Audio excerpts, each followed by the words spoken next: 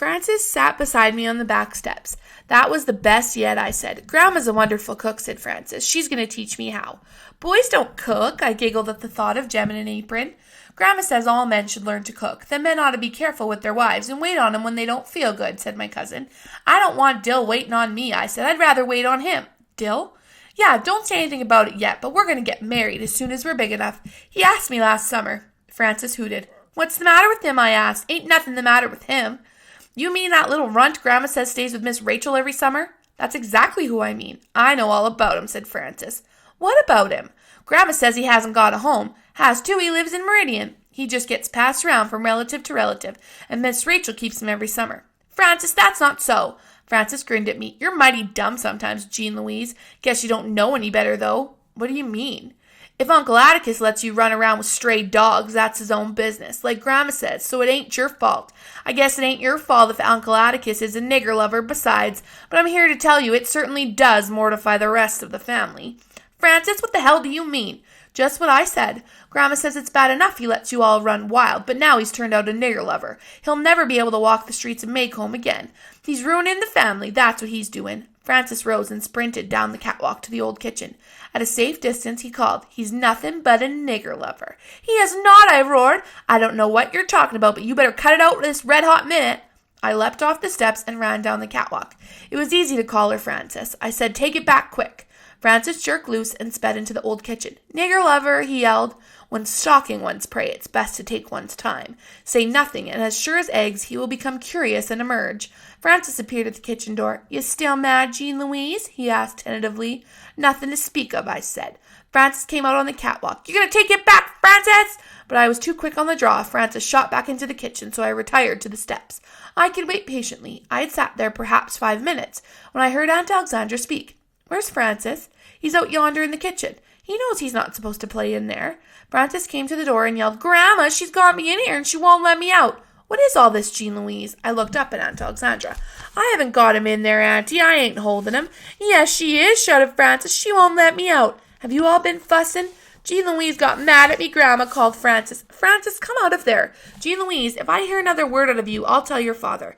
Did I hear you say hell a while ago? No, ma'am. I thought I did. I better not hear it again. Aunt Alexandra was a back porch listener. The moment she was out of sight, Francis came out, head up and grinning. Don't you fool with me, he said. He jumped into the yard and kept his distance, kicking tufts of grass, turning around occasionally to smile at me. Jem appeared on the porch, looked at us, and went away. Francis climbed the mimosa tree, came down, put his hands in his pockets, and strolled around the yard. Ha, he said. I asked him who he thought he was, Uncle Jack. Francis said he reckoned I got told for me to just sit there and leave him alone. I ain't bothering you, I said. Francis looked at me carefully, concluded that I had been sufficiently subdued, and crooned softly, Nigger lover. This time I split my knuckle to the bone on his front teeth. My left impaired, I sailed in with my right, but not for long. Uncle Jack pinned my arms to my sides and said, Stand still. Aunt Alexandra ministered to Francis, wiping his tears away with her handkerchief, rubbing his hair, patting his cheek. Atticus, Jem, and Uncle Jimmy had come to the back porch when Francis started yelling. Who started this? Said Uncle Jack. Francis and I pointed at each other. Grandma, he bawled. She called me a whore lady and jumped on me. Is that true, Scout? Said Uncle Jack. I reckon so. When Uncle Jack looked down at me, his features were like Aunt Alexandra's. You know I told you you'd get in trouble if you used words like that. I told you, didn't I? Yes, sir, but... Well, you're in trouble now. Stay there. I was debating whether to stand there or run, and tarried in indecision a moment too long. I turned to flee, but Uncle Jack was quicker. I found myself suddenly looking at a tiny ant struggling with a breadcrumb in the grass. I'll never speak to you again as long as I live. I hate you and despise you, and I hope you die tomorrow. A statement that seemed to encourage Uncle Jack more than anything. I ran to Atticus for comfort, but he said I had it coming, and it was high time we went home. I climbed into the back seat of the car without saying goodbye to anyone, and at home I ran to my room and slammed the door. Jem tried to say something nice, but I wouldn't let him. When I surveyed the damage, there were only 7 or 8 red marks, and I was reflecting upon relativity when someone knocked on the door. I asked who it was. Uncle Jack answered, Go away! Uncle Jack said if I'd talk like that, he'd lick me again, so I was quiet. When he entered the room, I retreated to the corner and turned my back on him. Scout, he said, do you still hate me? Go on, please, sir. Why, I didn't think you'd hold it against me, he said. I'm disappointed in you. You had that coming, and you know it. Didn't either. Honey, you can't go around calling people. You ain't fair, I said. You ain't fair. Uncle Jack's eyebrows raised. Not fair? How not? You're real nice, Uncle Jack, and I reckon I love you even after what you did. But you don't understand children much." Uncle Jack put his hands on his hips and looked down at me.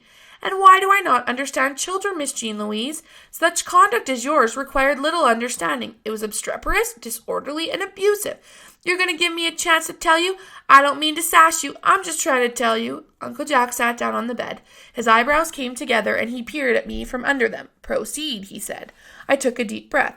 "Well, in the first place, you never stopped in to give me a chance to tell you my side of it. You just lit right into me. When Jem and I fuss, Atticus doesn't ever just listen to Jem's side of it. He hears mine too. And in the second place, you told me never to use those words like that except in extreme provocation, and Francis provocated me until enough to knock his block off." Uncle Jack scratched his head. "What was your side of it, Scout?" "Francis called Atticus something, and I wasn't about to take it off him." "What did Francis call him?"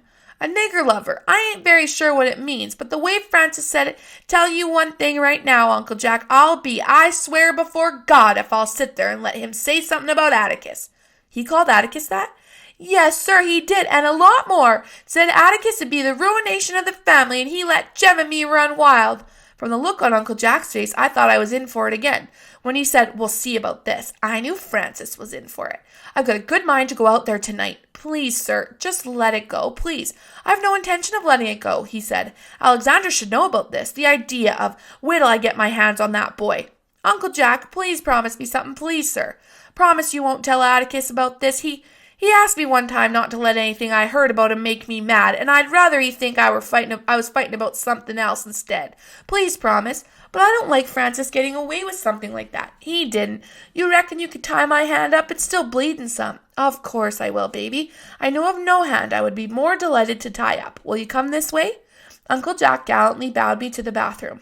While he cleaned and bandaged my knuckles, he entertained me with a tale about a funny, nearsighted old gentleman who had a cat named Hodge, and who counted all the cracks in the sidewalk when he went to town. "There now," he said, "you'll have a very unladylike scar on your wedding ring finger." "Thank you, sir." "Uncle Jack?"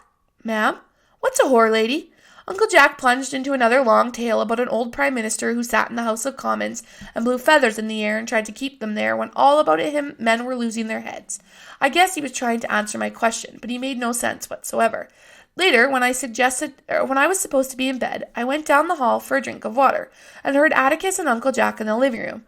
"I shall never marry Atticus." "Why?" "I might have children." Atticus said, "You've got a lot to learn, Jack." "I know. Your daughter gave me my first lesson this afternoon. She said I didn't understand children much and told me why." "She was quite right, Atticus. She told me how I should have treated her. Oh, dear, I'm so sorry I romped on her." Atticus chuckled. "She earned it, so don't feel too remorseful." I waited on tender hooks for Uncle Jack to tell Atticus my side of it, but he didn't. He simply murmured, "Her use of bathroom invective leaves nothing to the imagination, but she doesn't know half of the meaning of what she says. She asked me what a whore lady was." "Did you tell her?" "No, I told her about Lord Melbourne." "Jack, when a child asks you something, answer him for goodness sake. But don't make a production of it. Children are children, but they can spot an evasion quicker than adults. An evasion simply muddles them." "No," my father mused, "you had the right answer this afternoon, but the wrong reasons.